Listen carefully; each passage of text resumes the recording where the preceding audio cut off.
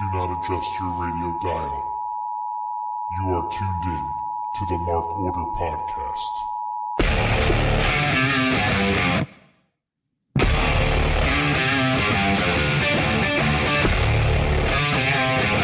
Join the Mark Order.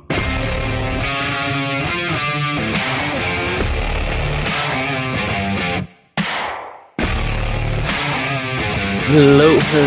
It is Wednesday night, so you may indeed know what that means. It is the newest episode of the Mark Order Podcast. As you can probably tell, this voice is not Kate's. It is the lovely, talented Ryan. But this week, since Kate is once again, since I'm in control of the music, I do the hard cut. Since this week, instead of Joe big timing us, Kate is big timing us. But Joe returns. How you doing, Joe? All a part of the plan. You know, it's like hot tag in and out. You're the sucker who's here every week. So it's just not right. It's not fair. But no, I'm doing well. Thanks, Ryan. It was a good night in DC with wrestling on one side of the river, and on the other side of the river, my Georgetown Hoyas beat the local Creighton basketball team. So I was very happy for that. So all is well. How about you? You're a Georgetown Hoyas fan? I am. Georgetown Hoyas fan living in Omaha, you know? I don't get the teams you choose. I don't like the teams you choose. Yeah, but like mine are at least all chosen because that's just like who's by me. Right. Yours are Creighton plays out there, so I was always happy when Georgetown beats the local team. Okay. I mean, I don't know. You're just picked and choose, and I don't get it. I like East Coast basketball. That's all it is. So you chose Georgetown and the Knicks? Mm-hmm. I mean, you're on the East Coast. Well, Georgetown because my mother bought me a matching sweatshirt and sweatpants combo back when I was in first grade. Okay. That's actually enough of an explanation. Yep. So I liked the colors, I liked the mascot, and since then it stuck. And then New York, the Knicks were because I liked them in the 90s. Because I like the Bulls, but when they played the Knicks, I just liked I like John Starks and the Grit and Anthony Mason and Oakley and all them. So yeah, I can't forgive the Knicks, but I can accept Georgetown. Well, I can forgive you for that. But how are you? What's new with you? I'm not much, just living La Vida Loca. It's been a boring week, just trying to get through the end of the year for work and all that, and with holidays coming up. Good evening, Scott. Scott joining us in the chat.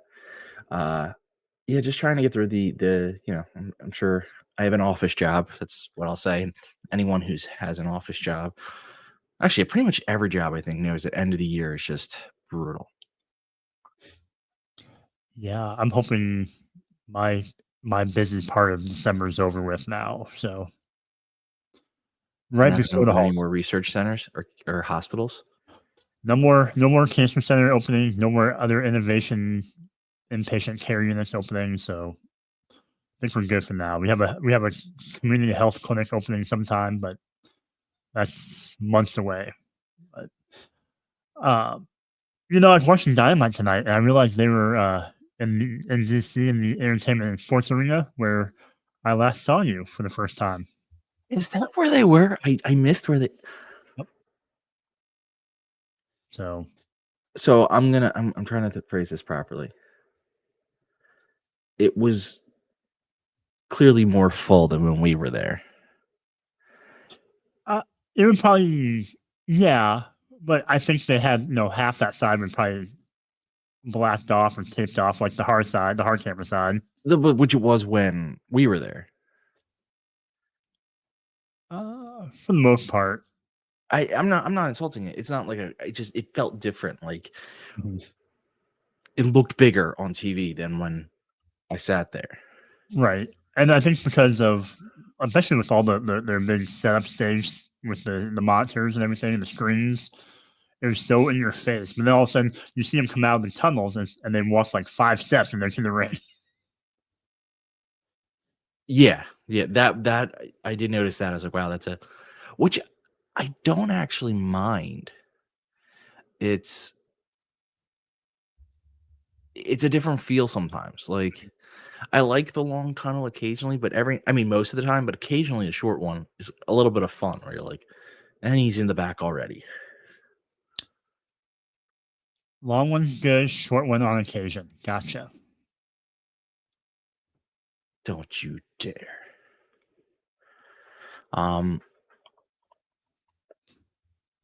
So, okay, I didn't realize that's where they were. Yeah. Have you been following the I don't want to say wrestling. This week wasn't really wrestling drama, but it continued. Were you here? Yeah, you were here when we talked about Ricky Starks being pulled from GCW, right? Yep.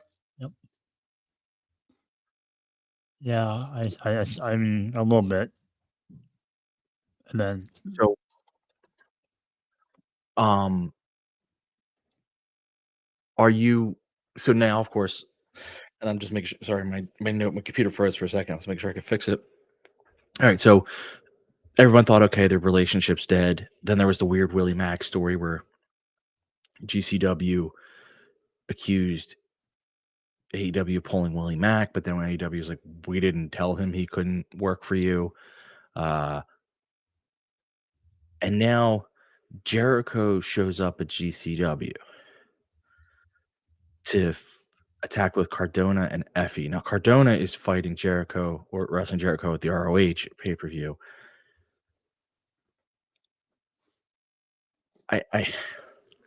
I'm two thoughts about this. And obviously my thoughts are just about what could have happened. And I'm either Jericho just does what Jericho wants, which fair.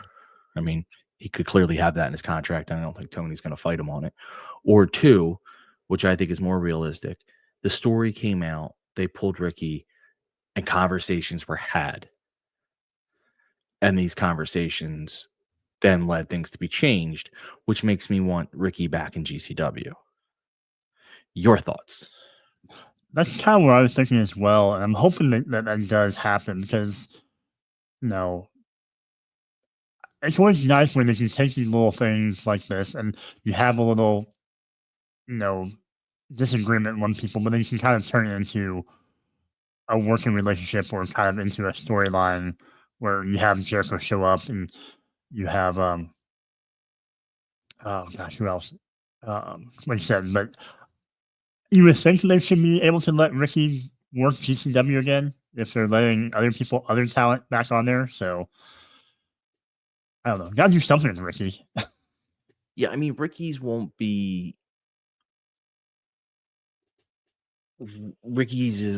just be announced at this point. He would likely show up and have another promo about like, if there's two ways to run it.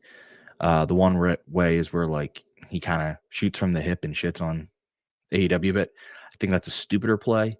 The other way is to storyline it and make it sound like the wrestlers in GCW tried to keep Ricky away. Obviously not true, but that would be the smarter storyline to say, because then you're not. I just think it's you run the risk of walking back into the same trouble if you have Ricky come out and be like, screw AEW. I just think you have the same risk of Tony Khan being like, all right, once again, you're pulled from the show. Whereas if you make it a storyline like Effie didn't want me here, so he tried to get me kicked off because he fears me, like something like that. It's I think that works better storyline wise. Personally, I don't know if you have any thoughts on that.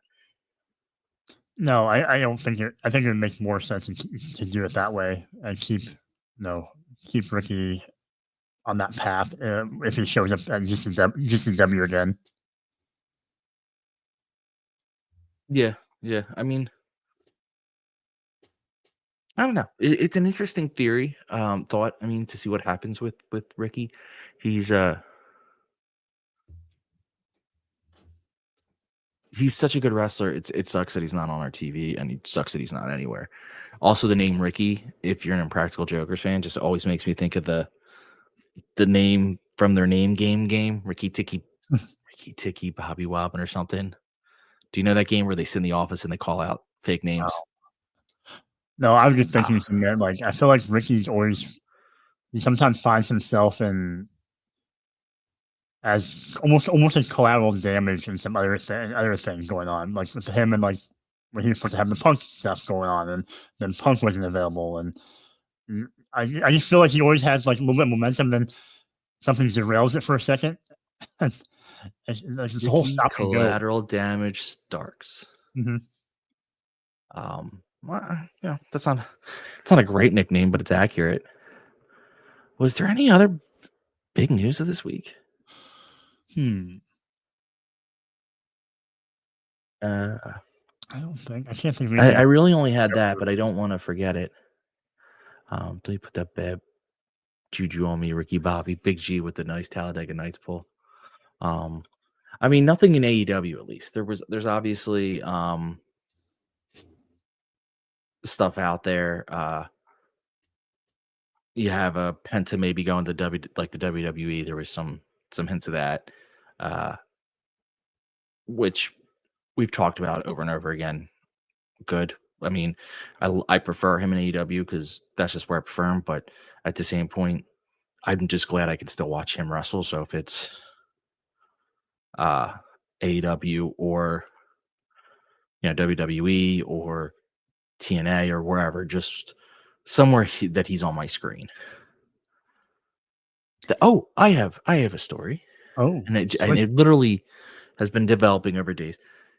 It's not AEW related directly, but it very well could be. TNA's making a lot of cuts. Any thoughts? Anyone you would like to see? I mean, obviously there's some big names that aren't coming over, but anyone you're like, hey, they would work. I mean, obviously, like Josh Alexander, but I think it makes more sense for him to go to the WWE right now. I'm trying to think who else on top of my head. But yeah, they really seem to be doing some cost saving measures. Yeah. I'm going back. So just going through all Fightful Select had a bunch of them out there, and they've been out for days, so I don't really feel bad about mentioning them. Yes, Josh Alexander, I think, is WWE bound. I love him, but I know it sounds weird to say, like, would it be too many best in the world wrestlers in AEW? But would it be too many best in the world wrestlers in AEW? Like, True. I'm sorry, the cuts, contracts, it's all the same. I mean, it's not, but essentially they're not renewing.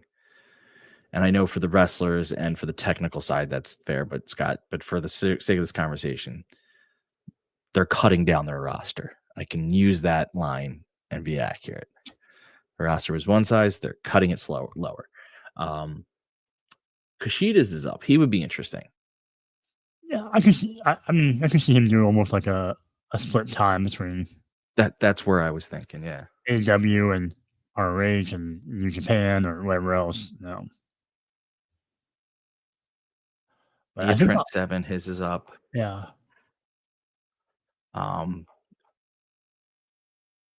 But the other one, I guess the only one that I find interesting is AJ Francis. Oh yeah, he's had a good run in TNA. Obviously, is formerly in WWE. I don't really see him as an AEW guy. No, but I mean, he was kind of a Triple H guy, wasn't he? So yeah, but wasn't it Triple H that cut him? He falls into a weird. I don't know. Is he?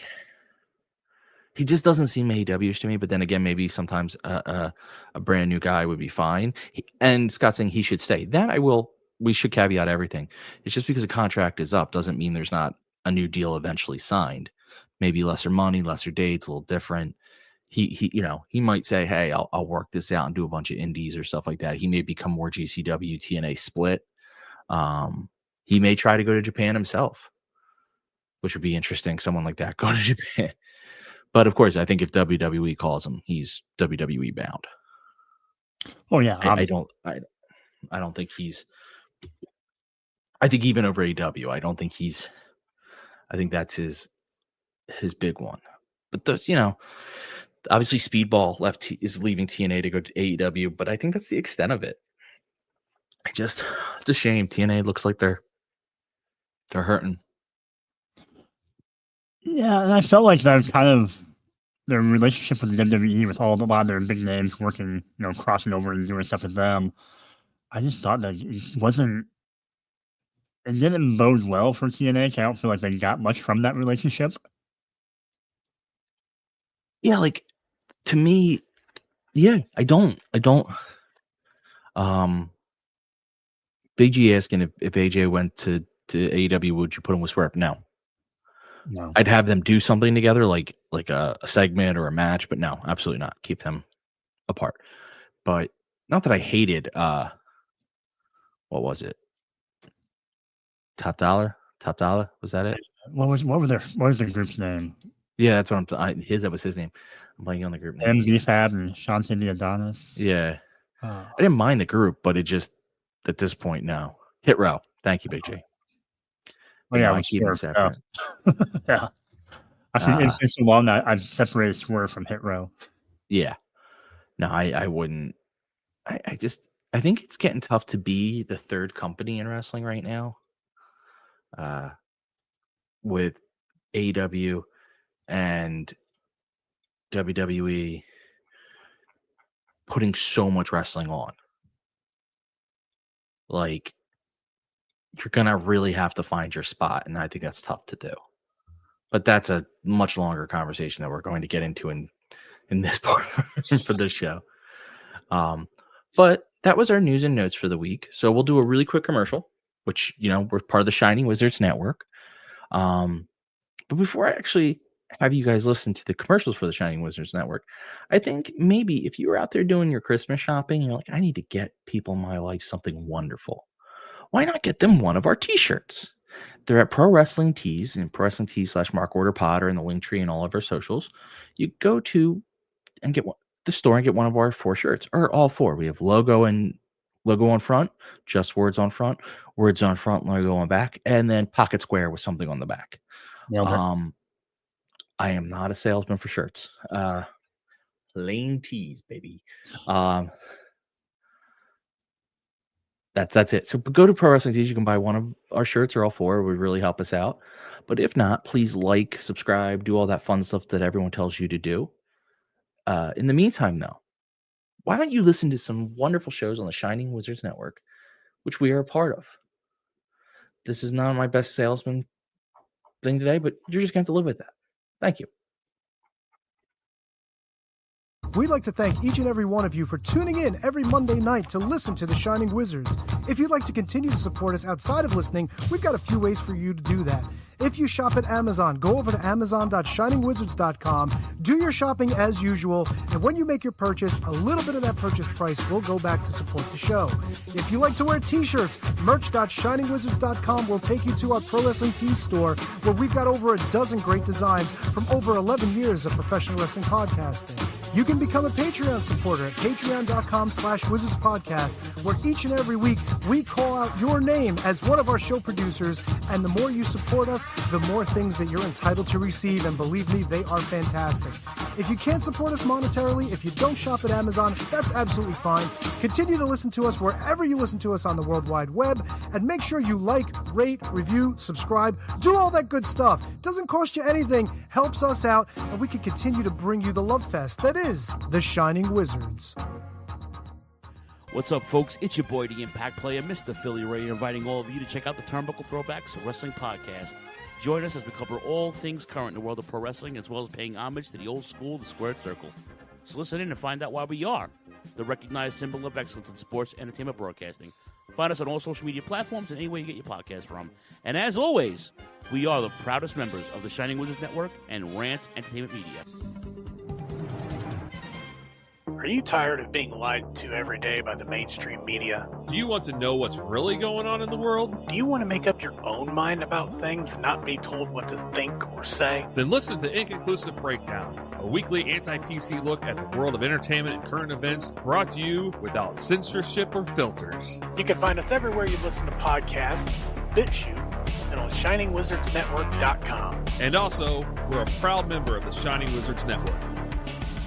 Got 30 minutes to kill? Come check out 30 Screams or Less, where we review a horror movie in 30 minutes or less. We cover new movies and old ones too. We'll give our honest thoughts on the movie, good or shit, as well as a rating of each one that we watch. New episodes weekly, available on the Shining Wizards Network and wherever you listen to your favorite podcasts. I'm Steve. And I'm Corey. Come check us out at 30 Screams or Less.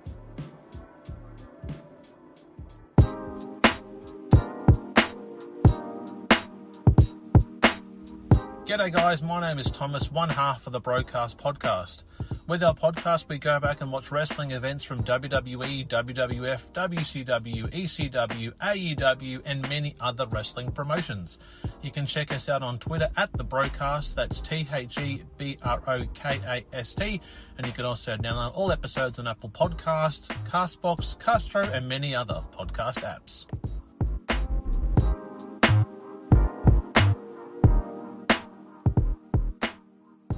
If you like your music heavy, then check out Radioactive Metal on the Shining Wizards Network. For over 16 years now, Radioactive Metal has been one of the longest running podcasts. Over the years, we've interviewed some legendary metal acts, had some awesome discussions, and cranked a hell of a lot of tunes. So join your cool Uncle Snowy and his co-host Aaron for the audio mosh pit that is Radioactive Metal here on the Shining Wizards Network.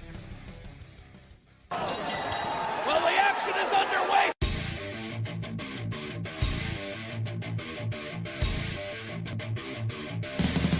What's up, everyone? When on the Shining Wizards Network, be sure to check out Wrestling Night in Canada. If we're not recording another kick-ass podcast, Or playing in punk bands. Or recording kick-ass heavy metal albums, then we're sitting back, we're grabbing a couple brews, and going over everything to do in the world of pro wrestling. because we're from Winnipeg, you idiots. The Mark Order Podcast is the only show you need if you're looking for dedicated coverage of everything AEW on the Shining Wizards Network. Join us live on YouTube every Wednesday night at 10:15 p.m. Eastern after Dynamite to chat along with the show. If you can't join us live, listen to us on your favorite podcast platform. Follow us on all social channels at Mark Order Pod and use the hashtag #JoinTheMarkOrder, because if you don't find us, we will find you. I'm Kevin Rogue. I'm Al Day. And we're a couple of down under pounders that co-host Rogue Day Dots, an action figure collecting podcast where we talk about, well, just about anything that tickles our fancy at any given moment. We're grumpy old men, and sometimes people get on our nerves. And when you get on our nerves, guess what? You get off the lawn. Get off my lawn, asshole! We also go on a little bit of a mission. We go back and we're grading every wrestling figure line that's out there. I'm talking LJNs. I'm talking Jacks. I'm talking Hasbros. Who doesn't like a little Hulkaplex? It's a Gorilla Brain Wrestling podcast production found on the Shining Wizards Network. I'm Duke Bags. Kevin Rowe. And together we are the co-hosts of Your Duke and Road. If you want to hear about some terrible wrestling shows, we got you covered. Well, we talk about good ones, too. We're currently talking about the death of WCW. I know what we're fucking talking about. Sometimes we get guest spots, like from the Taskmaster. I like to listen to the Your Duke and Rope podcast. They're funny guys. I like when they talk about the Nards plows. I like Nards plows. That's a good move. And I like the Dungeon of Doom. You know, sometimes I call my butt the Dungeon of Doom. Thanks, guys. to Oklahoma. Let me tell you a little bit about my favorite wrestling podcast. All right? It's a podcast from two men. Duke Banks, Kevin Rowe. They talk about professional wrestling. It's a man's sport. All right? And who better to talk about a man's sport than two men? Oklahoma. And once in a while, Vince Russo stops by. Whoa, you piece of shit! If you're not listening to the Year Duke and Rope podcast in the back with the boys, you piece of shit, I don't know what you're doing. It's, you gotta slide one in there. If you're a man, you're talking about something only a man can do. You're talking about sliding one in there. Bro, take the time to slide one in there. All right, bro, you piece of shit, slide one in there. A Gorilla Brain Wrestling podcast production that you can find on the Shining Wizards Network.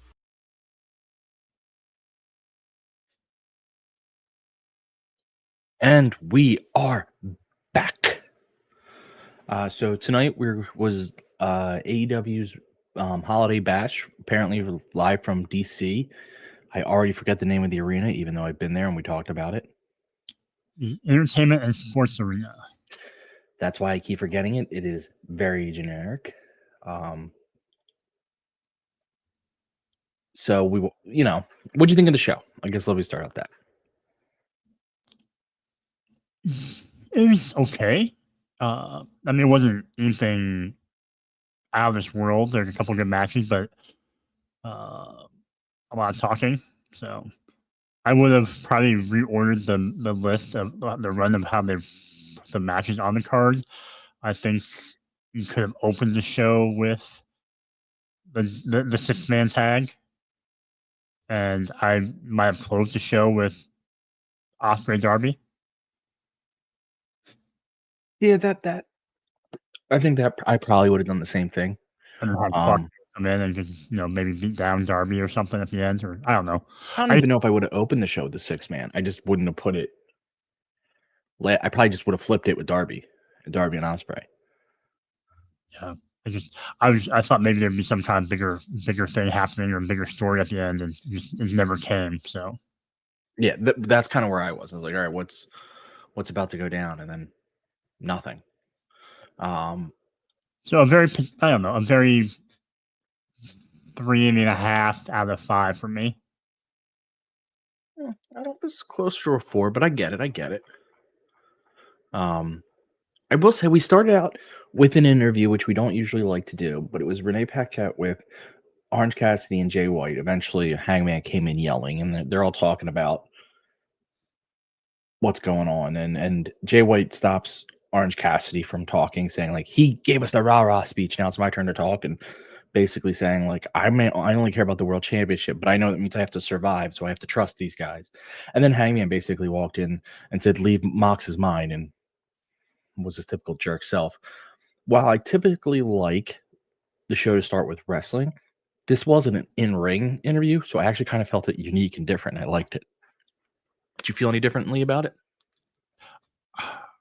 I didn't mind it, I suppose. I don't like the fact that we had 2 talking segments back to back with this one and then another one right after it.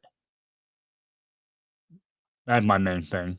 Yeah, I mean, there weren't really talking though. Those are much more. Those are the promos you get from like when you open Collision usually. Yeah. So I didn't view that as much talking as it was just a quick promo, but I get what you were saying. I just liked that it wasn't in the ring. Yeah, and I like Jay White. I liked Jay White. I thought he was entertaining during this opening part. Kind of bring a little bit of a comedic side where Orange was a little serious and Heyman was deranged and fixated on one person again. But I like Jay White. Just the last closing word he had was like, "Well, at least you wore your black coat, your black jacket, so we all match." Yeah, that was pretty good. That was pretty good. I mean, like I said, our Hangman might have some issues he needs to work through. I'm not sure what they are, but he may have some anger, maybe. We got to our first match, and it was Anna Jay versus Mercedes Moné for the AEW TBS Championship. I actually really enjoyed this match. I thought it was pretty hard hitting, a lot of back and forth. It's very clear that Anna's time in, however short it actually was, but her time in Japan has done her a lot of good. Her in-ring work has improved. She was always improving, but I feel like those extra reps she got in Japan just was exponential in how much she's improved. At one point, Anna Jay had the Queen Slayer in, but Mercedes bit her, which I thought was an excellent heel move. You don't see that a lot, and I thought that was really neat. You know, a nice way to escape a pin. It's cheating, but it's like, I get it. Mercedes did eventually win with the Monet Maker, so she retained her championship. But again, I thought this was extremely solid, very fun, very good. Anna Jay has looked really good since she came back from Japan, and I never thought she'd win, but I'm glad she put it up a good showing. Would you bite someone's arm if they were trying to tap you out, and what'd you think of the match? 100% I would. I mean, why wouldn't you? If they're going to put their arm right there, it's fair game, you know? Much like we've talked about, the lockjaw of whoever Britt Baker's move. Would you bite her fingers if you could? You can't. She applies it to the nerve, and then she doesn't allow you to bite. Why does no one understand that? Either way, yes, I would bite someone's arm if they were trying to choke me out. But the match between Anna Jay and Mercedes, I thought they had really good chemistry in the ring. Like I said, Anna Jay looked great. She had that series of going corner to corner to corner with all of her spinning heel kicks, which I thought was really nice. The crowd seemed to be really into it with both of them, and I think that kind of helped with the smaller venue like this, really made it amplified more. And then I guess some other spots that I think I liked was really the Mercedes Sunset Bomb, and then set up her knees to Anna Jay in the turnbuckle there before she got her win. But yeah, I just really thought they worked well together. And sometimes Mercedes has pairings where they don't quite mesh, but this one seems to work really well. Yeah, the crowd was excellent tonight. I'm glad you pointed that out. They were great all night. And it really does help a match like this. When you hear the reactions for moves and the way it's all laying out. So yeah, I'm very much with you on that. I thought the crowd was right there, and there was competing Mercedes and Anna Jay chants, which I always find fun. So no, this was solid. We then go to an FTR video that they sent from home. Kate was here. She would love the way I say home. Where they said they're not clear. They don't understand why the Death Riders attacked them. Like, they believe in a lot of what the Death Riders stand for. They just stopped the Death Riders from poisoning someone. Like, pretty common sense, which I loved. It was like, we stopped you from committing murder. Why are you? But they said they are not cleared to return until after the new year or January 1st. But on January 1st, they will be clear, but they're not going to be alone, which I think everyone has interpreted to mean Adam Copeland's back. Around the time of the Asheville shows? I think so, yeah. Yeah, that makes sense. Are the Death Riders wrong for being mad that that the FTR stopped them from murder? And do you think it's Copeland? I mean, if I'm the Death Riders, I'd probably be upset if someone tried to get into my business, right? But maybe it's one of the things they'll look back on a year from now and be like, you know what? Thank you for keeping us out of prison. And Copeland, I didn't think about Copeland, but that's a good shout. I think that makes sense. And I don't know what adding more people to this who are going to be upset at the Death Riders. Like, why would you want to make more enemies? But I don't know. The whole Death Riders thing, I'm kind of lost with it already. So, but if you want to keep building onto the story, then I guess add more names to it. Yeah, no, I agree. I mean, my biggest problem with this whole thing, and this is kind of an okay with it because it does seem to be an extension of it, is I just want the Death Riders story to encompass more of AEW. And At first they did, and then they really consolidated. And I'm using my hands to explain this, and now they seem to be expanding slowly. See, I'm using my hand. I caught myself using my hand, and then I was like, well, I just got to lean into it. So if they do break back out into more of the roster, I'll be happier, because that's the only way this story works. Is if they're break, if they're not just so self-contained. That's the whole point of the Death Riders, is that we're taking AEW down. It's like, yeah, but you're taking down one guy at a time. And you're not even saying that's what you're doing, because the guys keep coming back. Like, hi, Jesse. If you were saying, like, we're taking down one guy at a time, and then that guy disappeared for months at a time, months on end, I'd be like, all right, here's a story. They wanted Orange. Orange is gone. They wanted Switchblade. Switchblade is gone. They wanted Darby. Darby's gone. And it's like, you're in 4 months. You're like, we're missing 5 or 6 guys, because they've taken them down one at a time, and then AEW has to team up to remove them. But that's not what they were. Hi, Sloan and Mike. It's not what they were doing, and I don't know. I want it to be more all-encompassing, but that's just me. This is my world. We then get MJF to the ring. He does his insulting the local sports team. He does a Christmas Hanukkah thing, but then he does a Christmas thing, and then he goes into his Hanukkah thing where he says that it's all about feeling philanthropic, which he doesn't think people know what it means, which just really got me laughing. I actually really enjoy this. He starts playing sad music, and he puts Adam Cole up on the screen, and obviously it's a cropped picture of Adam Cole, in which he's much skinnier than he actually is, and not much more yellow than he's appeared recently, but slightly more yellow, like more jaundice. And he's just saying, for pennies, you could support this man and all that. And then Adam Cole comes on, and there's some stipulation, but I didn't actually understand what the stipulation was. He said he talked to Tony, and I guess that means Tony's allowing the Kingdom at ringside. I guess that's what he's saying, but I didn't really. But the end of it was cool, where he says, "Oh yeah, and am I kicking your ass yet?" And then he turns around and he's in the ring beating the crap out of MJF. So I appreciated that. What do you think of this MJF segment? MJF's part is pretty typical, I think. Like you said, insert some kind of disparaging remark against local city, local sports team, play up your being Hanukkah during Christmas time, during Christmas, so you have that to play off of. And then I like his fake tears. He's a little, like, that was fun, I guess. Adam Cole kind of one-upmanship of being able to be on the screen and then, do the whole surprise attack was kind of the, kind of goes back to his heelish behavior that he still has in him, trying to fight the devil with the devil. But overall, like, if you have the stipulation of the Kingdom being out there, then you're really just screwing yourself over. Like, you're really telegraphing this. Yeah. I don't know. Something, the stipulation thing didn't land for me. No, I heard it, so I don't know. But the Kingdom, I'm just waiting for the Kingdom to screw him in the match, and that's going to happen.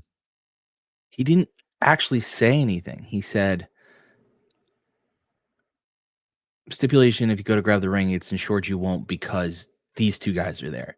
So did Tony approve them being there? Like, why were they banned to begin with? This isn't a Continental Classic match. Like, I was so confused.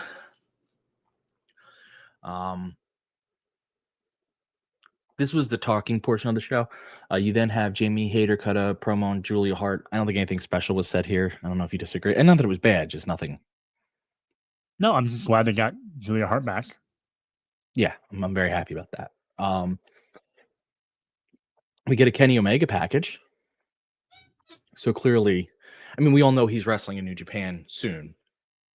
So clearly the anticipation is New Japan to AEW. So that'll be fun to have him back. And then we go into our next match. We have Hook and the wrestler Katsuyori Shibata versus the Patriarchy. Christian Cage and Nick Wayne.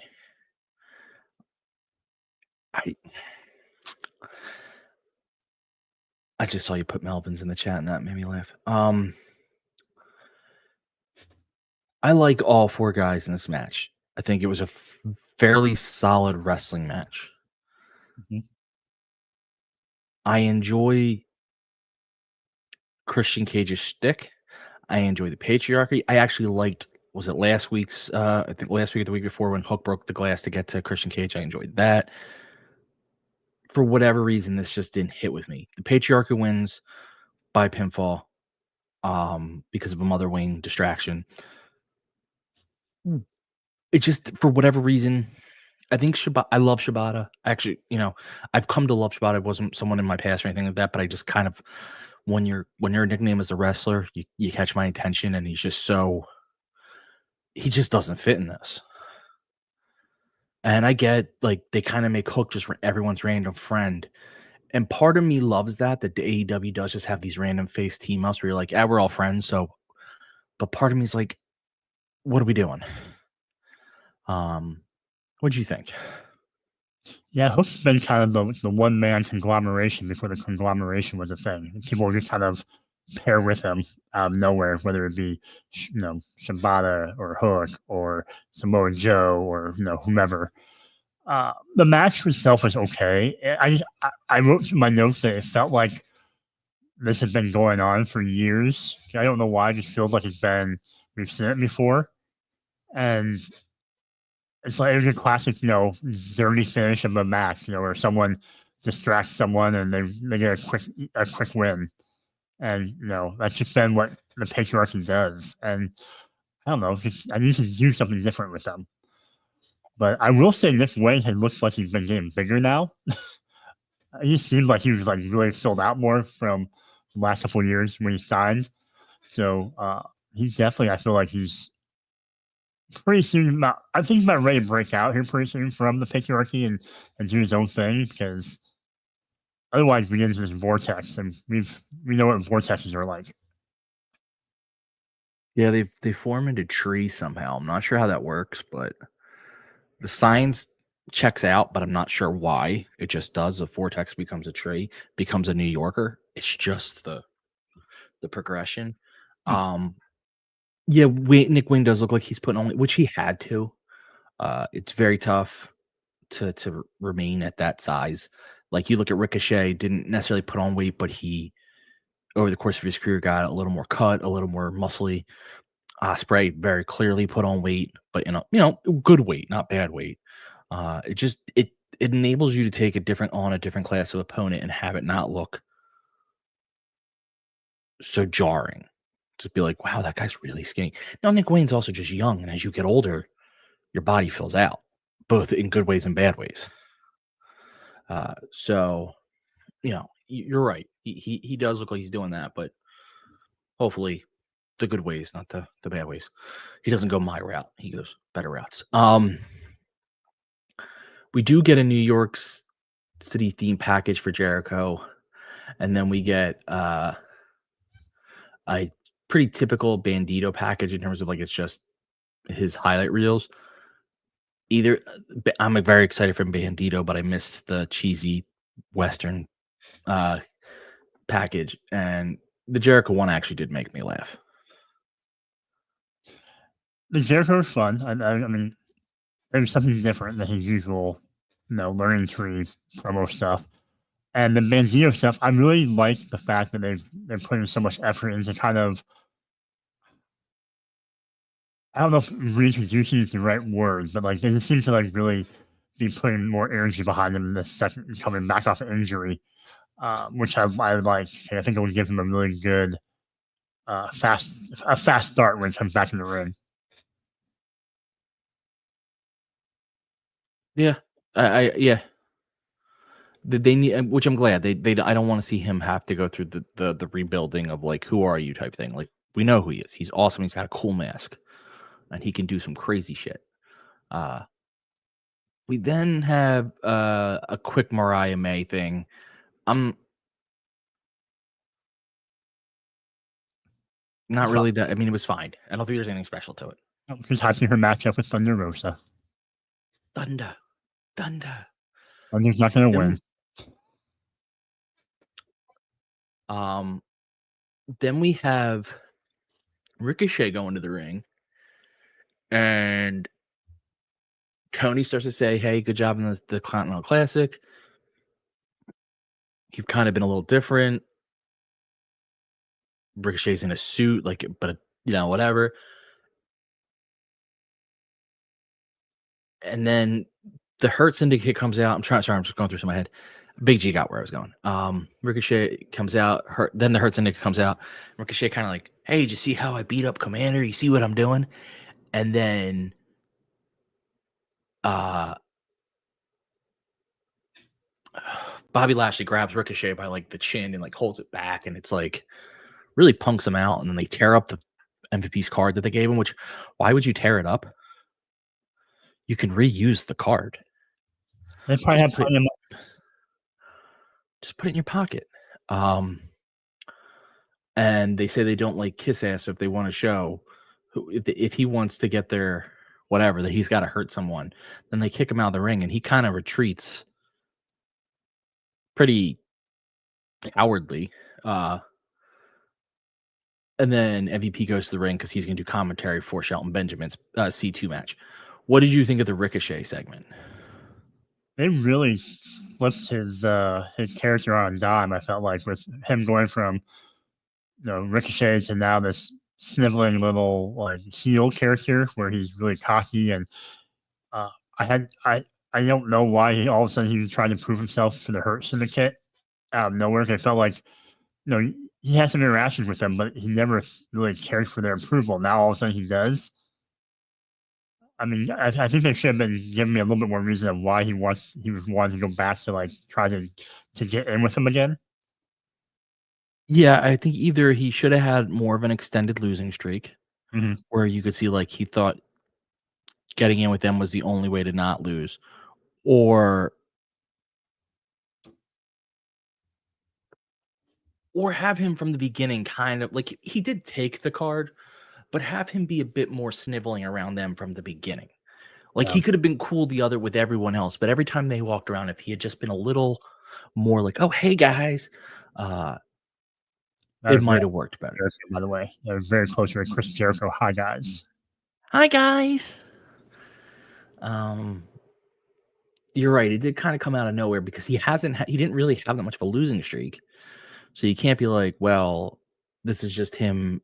He went there to rebuild himself, and he was kind of against them. And then suddenly he's like, "I'm not. I'm with them. I'm with the boys." So I'm with you. Kind of came out of nowhere, but I did. But that being said, I kind of like him. Sorry, go ahead. I kind of like him like this. It's fun. I don't love the fact that they punched him out and kind of little brothered him so fast. I feel like it discredits you and makes you look really weak.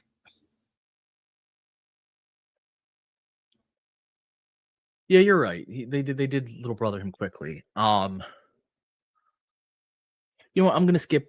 We're gonna come back to the match in a second, but let's just skip to Ricochet's next segment where he's being interviewed, and he starts to by Renee, and he starts to get into a little bit of the Hurt Syndicate stuff, but then you see he kind of fades off it quickly, and he makes that annoying noise he makes.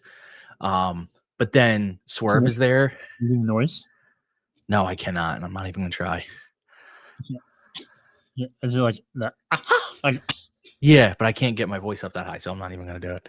But then he runs into Swerve, who calls him a turd, and then calls him his real name, and basically says he's always been this pathetic guy. And it was just interesting because they quickly turned the Hurt Syndicate stuff into a Ricochet Swerve thing, which I think is brilliant because Swerve's not really, you don't have to put Swerve directly back into the Hurt Syndicate storyline, but this is a nice tangential thing that could get Ricochet into the Hurt Syndicate. Any thoughts on this? Tangential, wow, big word today. I'm a big man. Big words. No, you're right. I didn't think about the whole connection of.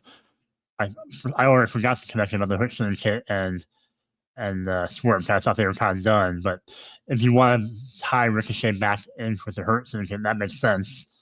I didn't quite understand Ricochet's weird brag of like, watch me win the C2, something you didn't do. Like, man, he won the World Championship already. Like, why are you trying to say, like, because he didn't win the Continental Classic, he's less than you? I just thought it was a weird thing to try to flex on. Yeah, it's like, yeah, I didn't win that, but I've held the belt that everyone wants. But yes, I like the idea of having that kind of personal feud between those two, like, dropping first names and talking about their history of how long they knew each other. And I did like Ricochet's response, like, oh, my real name, man. Like, I appreciate that. Like, I like that they don't try to hide that it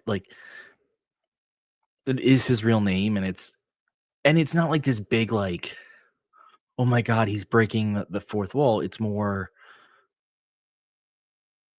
I'm digging at you as an actual person. Like, I'm going below. So I just appreciate that. But back to the match, which was Shelton Benjamin versus the Beast Mortos, who does not have a win in the Continental Classic as of yet. And that would continue. This was more, I mean, Mortos had his moments in this match, but I thought this was solidly more Benjamin than I expected. I thought this would be a lot more back and forth. Benjamin wins with the Exploder Power Slam, and then after the match, they beat the hell out of they beat Mortos, and then Shelton hits him with a German suplex, which wasn't as impressive looking as I think they were hoping it would be. But and that's not a knock. It just after what you did to him. I do like the commentary pointing out that, oh, they're sure they're this brave when they know LFI isn't around. We don't know where they are, but they weren't there. What did you think of this match? Like I said, that I thought was much more Shelton Benjamin heavy than I expected. Oh, I agree. I initially I thought, oh, this is gonna be a nice pairing between the two of them. So they're both kind of big guys, but they're both very agile. So I thought it'd be a fun match back and forth. But yeah, it was a lot of Shelton, and I get you're trying to make Shelton look strong, but this Continental Classic has seemed to really hamper Mortos as far as his the momentum he had coming into it. I mean, him being winless so far, him taking all these losses, I just feel like he kind of getting lost in the shuffle already. When I thought that maybe he was, his trajectory going upward. But yeah, between him and Commander, I mean, those are the guys who are still winless in the C2. And they don't have any more matches left to get a win, really, other than one more match, I think, for Mortos. But I thought Shelton looked really good. They're holding that championship belt later on after the beatdown when Garcia came in. Yeah, I mean, I will say this. We'll get to the Garcia thing in a second. I will say, I understand Commander not winning. He was a fill-in. He was Mortos. I would have wanted more from. Afterwards, you have Garcia walk out, and he's like, "I'm not dumb. I see that there's three of you and one of me, but I'm gonna come down there anyway." And then Mark Briscoe comes down, and they still get the crap kicked out of them. And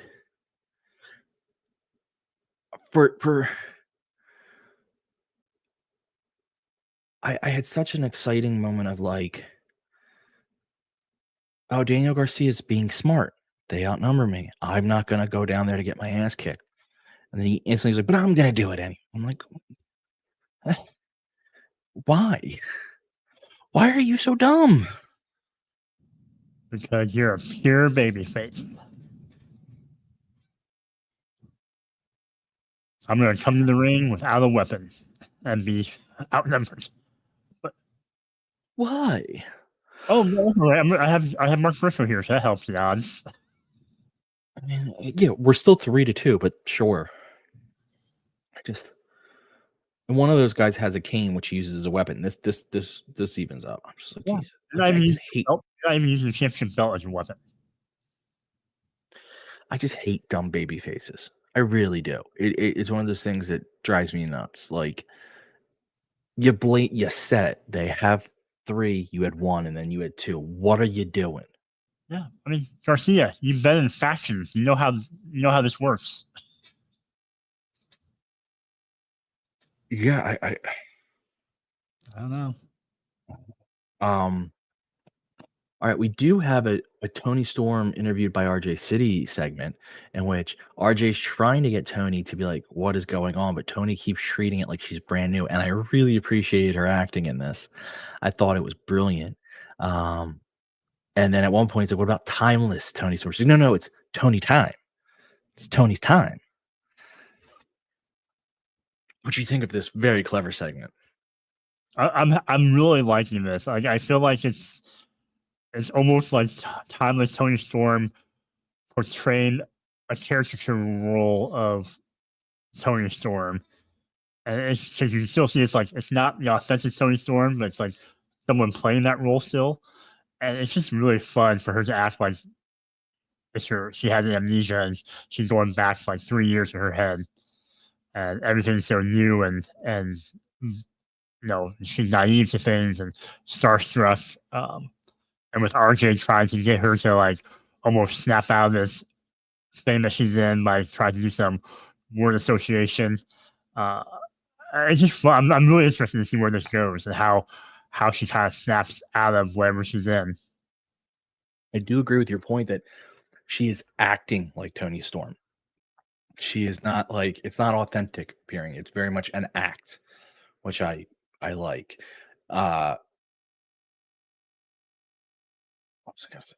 Then we have the match that should have been the main event. Darby Allin versus Will Ospreay in a C2 match. Jesus Christ. These two crushed it. It was awesome. You had Darby do a coffin drop and land on the apron. You then had Ospreay do a Styles Clash off the apron to the ring, to the floor, which I'm going to say, I appreciate how long he took to set that up, and you could even tell he looked back at one point to make sure Darby's head was in the right position. Very well played out. I appreciate that. The shocking thing is that Darby won with the coffin drop. What an upset. What do you think of this wild match and the upset? Well, first of all, let's talk about the obvious of Ospreay going back to his wavy hair again. No, he loves that hair. At least it wasn't the straight hair anymore, the 90s hair. So it was a hell of a match. It was by far my most favorite thing on the show. And I just loved how fast they worked together on some of the speed exchanges where they would go and counter each other. Darby's coffin drop on the edge of the apron. Every time he does one of those and misses, and I will never not cringe at that because that looks awful to take. But yeah, I was so surprised when he took the hidden leg and then countered the Stormbreaker into the Code Red. And that was another near fall that he had. And then to take all the punishment he had and still end up with a win was quite surprising. And even though I still don't understand why he's in the C2 if he's supposed to be focusing on Moxley. So I don't get what way the C2 is going to do against the Death Riders. Why is your TNT champion in the C2? I don't necessarily understand all this, but it still was a hell of a match. Yeah, I mean, for the first time between those two, yeah, I could watch it a couple more times. Yeah, that was very good. And then we come to our main event. You have Hangman Adam Page, Switchblade Jay White, and Orange Cassidy versus the Death Riders, consisting of Moxley, Pac, and Yuta. You have... This was a weird match. Page walked out at one point.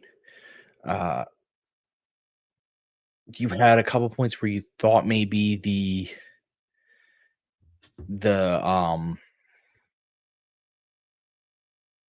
good guys were going to win, but they just couldn't get it together. Page does eventually come back, but they had lost by schoolboy pinup from Moxley on Cassidy because they were distracted doing something else. And then afterwards, you have the three good guys arguing in the ring, and then the Death Riders come back to beat them up, but then they end up getting beat up by the three good guys. I'm stalling with my words here because it was, to be clear, kind of a clusterfuck. What's your thoughts on this clusterfuck? It was typical. It was your typical, throw the guys who are all going to be wrestling against each other for the championship. Throw them all on a team. Can they coexist? And guess what? They didn't coexist. United we stand, divide we fall. And that's been the Death Rider story of we're trying to change AEW, and all these people who are going to try to stop us, they can't get along and get out their own way to stop us. And it was what it was. You knew it was going to happen.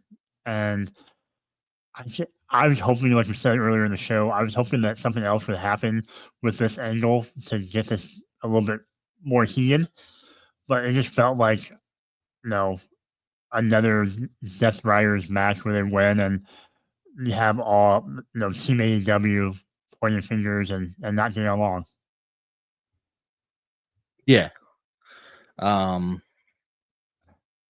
I think Moxley is going to retain again because the three of them are going to cost each other the match. So yeah, they're not gonna get along, and I'm this part of my whatever on this, and I'm letting my feeling shows. I don't like these style matches. They don't make sense to me. Like, why would Tony be like, let's put these three guys who don't actually like each other together to face these guys who are running rampant over AEW? It's like that's never gonna work. Why are you doing it? And it didn't work. I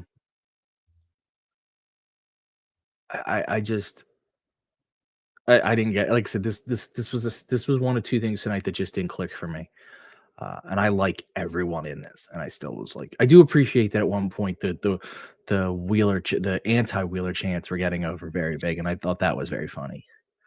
I just want something. I just want this Death Rider story to progress. I feel like we're kind of been in the same stalled out spot for a hot minute now, and maybe after World's End, they can kind of close the chapter of their feuding with these three guys, and maybe you move into, like we talked about with FTR, and maybe it's Copeland or kind of the next wave of guys they can feud with. But I just need them to do something. Yeah, and I don't what they set out to do in their mission statement. I don't, like you said, it hasn't really come to fruition. So they're not taking out guys. They're not taking over TV stations. They're just doing BCC what stuff. they do. Yeah. But with a different name. Yeah, I don't know. So that was our December 18th episode of Dynamite. I know this is a quick show. You've learned by now when Ryan hosts, it's a quick show. I just don't have, Kate has much more detailed stuff than I do. I for whatever reason, it's not how I do it. But I think I spice things up with my hosting because it's a change of pace. You didn't have the fun scale, though. You didn't have the fun level. Oh, that's how lack of fun you had tonight. I actually really enjoyed the show, but I think those two matches just they probably would have been just a healthy dose of fun, and I just didn't feel appropriate tonight. That's what happens. Yeah, Darby Ospreay was my favorite match, and then oh god, yeah. And then maybe Mercedes and Jay might have been too. Yep. That's my order as well. Those two matches alone were awesome. Those two matches were, oh my god, I may have just peed a little. Fun. So if you missed it, go back and watch those. Yeah. So, and Jesse's saying switching the order definitely would have helped. You should have had the tag match before Ospreay and Darby, and then Ospreay and Darby could have ended the show, and it would have ended on a high because that match was awesome. Mm-hmm. But neither here nor there. So before we close out, I do have to address that next Wednesday is Christmas, as far as I know.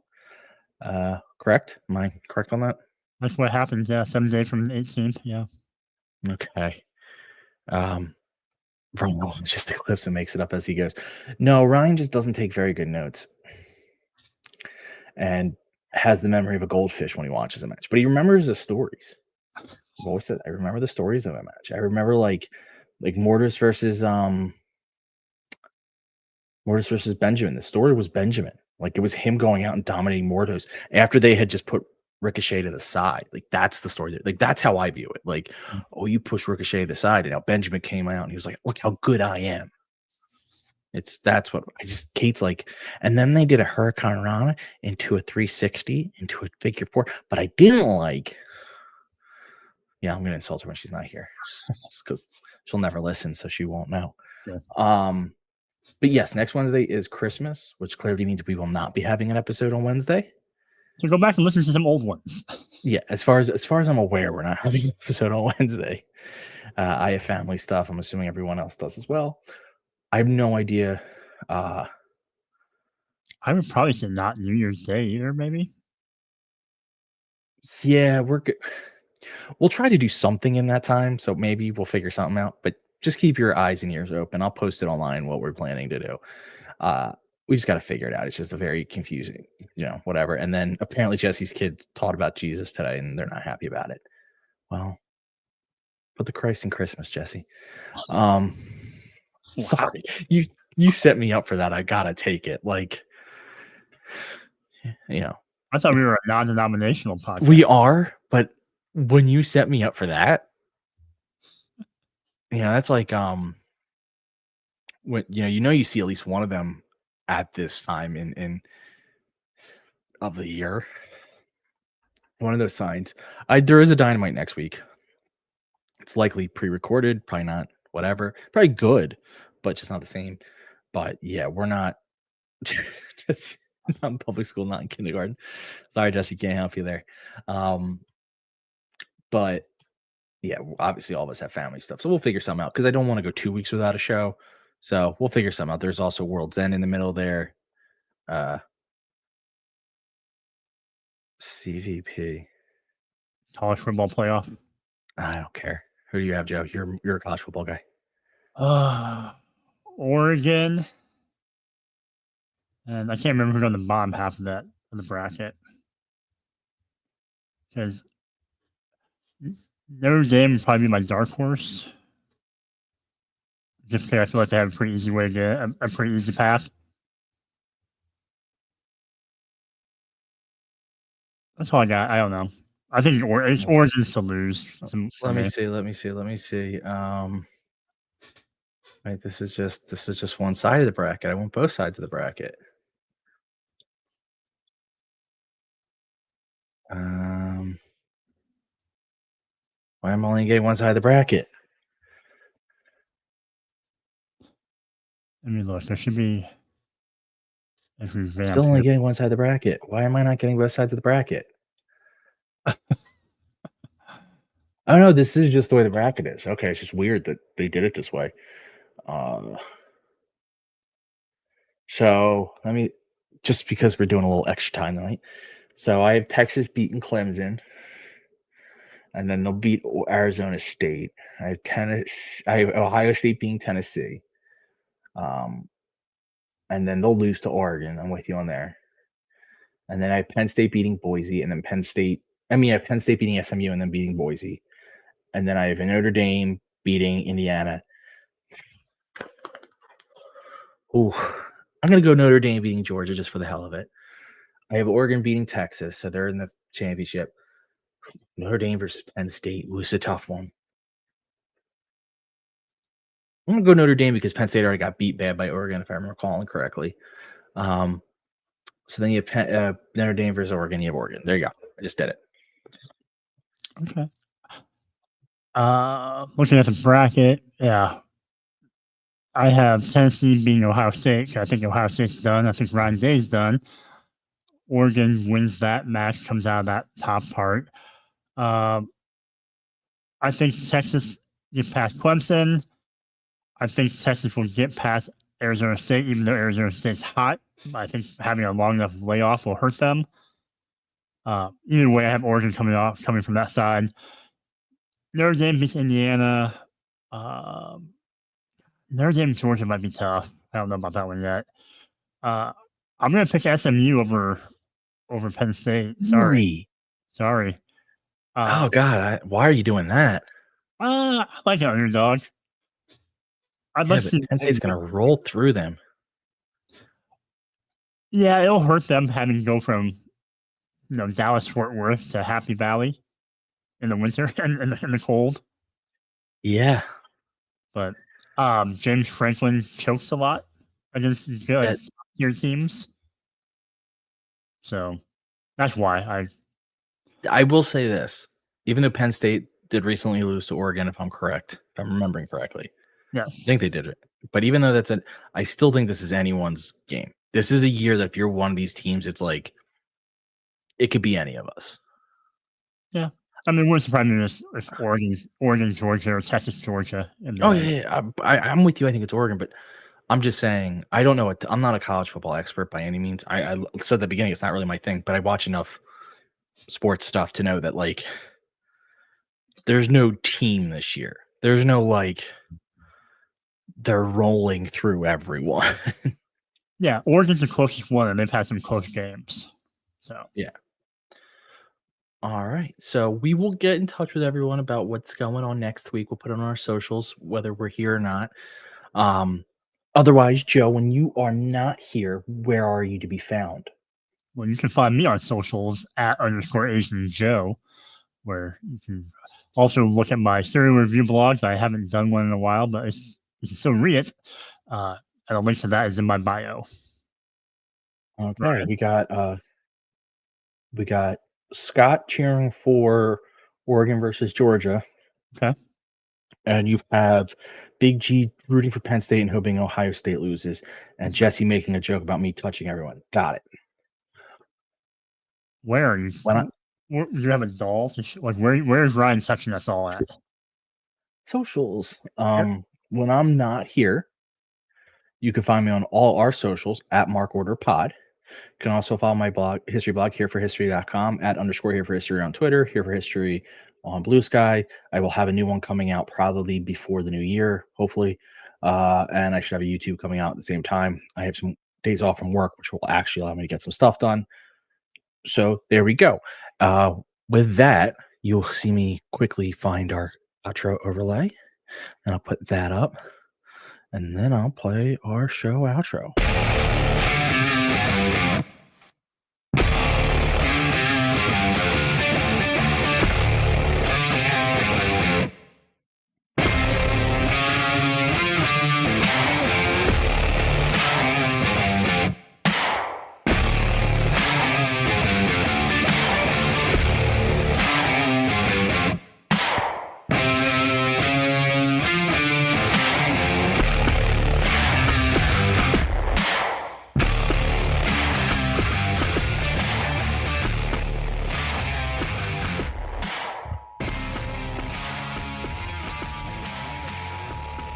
This concludes the Mark Order Podcast.